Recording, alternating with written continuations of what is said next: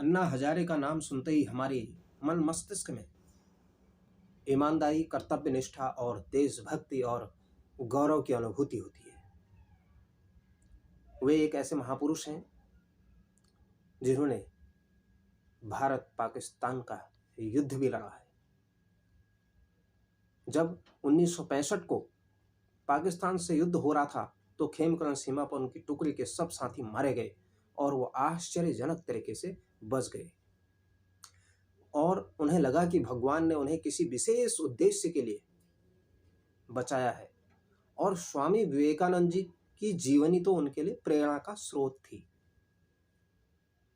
अतः उन्होंने जीवन भर अविवाहित रहकर देश, धर्म और समाज के लिए काम किया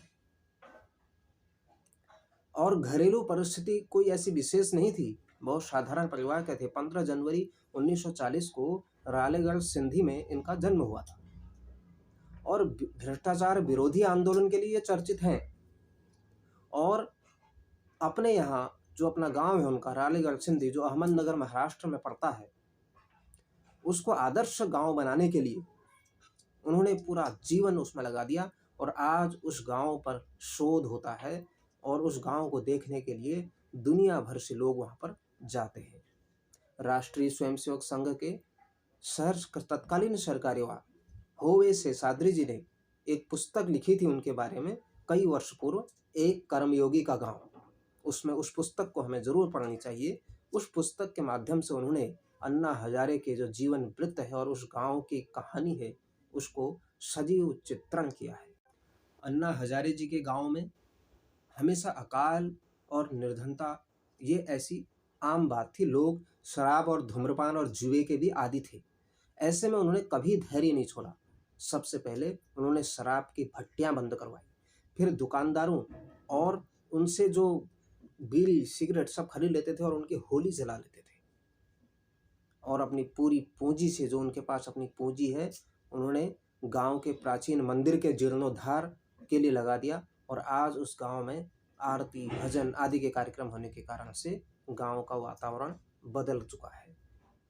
और अपने श्रमदान के सहयोग से तालाब और अनेक कुएं बनाए, सिंचित भूमि का प्रतिशत बढ़ाया और साथ में अन्न और सब्जी का बाजार की ओर अच्छा मंडी तक पहुंचे, उसके लिए उन्होंने व्यवस्था बनाई।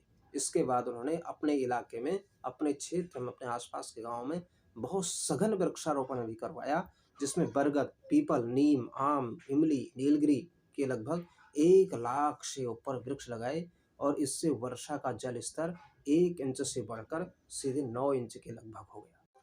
1975 तक गांव में केवल कक्षा 4 तक की शिक्षा का प्रबंध था। अन्ना ने श्रमदान से भवन बनाकर अच्छे शिक्षक नियुक्त किए। इससे विद्यालय कक्षा 12 तक हो गया और परीक्षा परिणाम 90% तक आने लगा। विद्यालय में सब धर्म जाति के बच्चे आते थे और इसके लिए विशेष प्रयास किए। पुस्तकी ज्ञान के साथ साथ उनके हाथ से काम सिखाने का भी प्रबंध किया और नए प्रकार के शौचालय, निर्धूम चूल्हे, गोबर गैस, आरोग्य केंद्र और इन सब का धीरे धीरे वहाँ पर जीवन स्तर सुधरने लग गया और महिलाओं में नर्सिंग और उसके परिवार कल्याण का प्रशिक्षण दिया गया।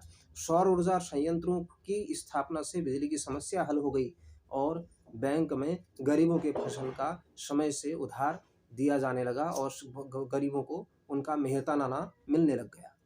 अन्ना के प्रयास से पूरा गांव एक परिवार की तरह रहता है और वहाँ चुनाव भी सर्वसम्मति से होते हैं। अगर महिलाएं कोई पंच सरपंच बनती हैं तो उनका पूरा का पूरा काम महिलाएं ही संभालती हैं। ऐसे महान पुरुष जो इस धरती पर जन्म हुए, जिन्होंने अपना संपूर्ण जीवन देश, धर्म, समाज के लिए समर्पित किया है, ऐसे महान अन्ना हजारे को कोटि कोटि नमन।